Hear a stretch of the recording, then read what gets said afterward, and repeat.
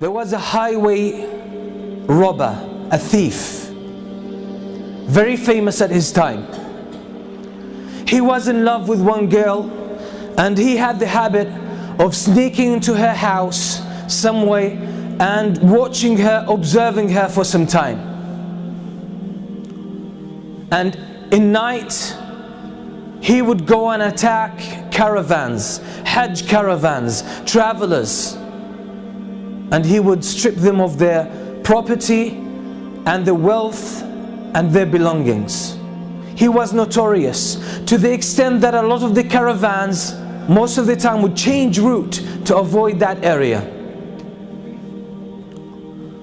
One night he climbs up the wall of the house of that girl that he loves, and he sneaks into the house, and as he was making his way into the house, someone was praying Qiyam al-Layl. Someone was standing before Allah subhanahu wa ta'ala and praying at night alone, reciting the words of Allah subhanahu wa ta'ala, أَلَمْ يَأْنِ لِلَّذِينَ آمَنُوا أَن تَخْشَعَ قُلُوبُهُمْ لِذِكْرِ اللَّهِ. Hasn't the time come yet for the believers that their hearts pay heed and feel humility to the words of Allah? Hasn't that time come yet? And the words shook him and grabbed his heart, and he was moved deep inside. It hit a chord. He started thinking about these words, and he forgot the main reason why he came to this house. And the only response that was on his tongue, his spontaneous response, was Bala ya Rabbi qad an. Indeed, my Lord, the time has come.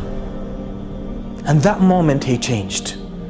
So he went out of his house, roaming aimlessly, contemplating his life, contemplating his past, his behavior, his reputation, and his future, and his relationship with Allah. He ended up with a group of people who gathered together, and they lit a fire, and there were travelers, strangers. He asked their permission to join them. He sat with them, and they were disputing whether to spend the night there or to carry on their journey. And one of them said, we should stay here because there's that famous thief, that famous robber.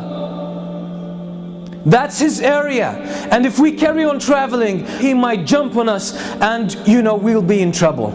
So let's spend the night here, then we will set off in the morning. And the name they mentioned, the name of that thief, was this very person.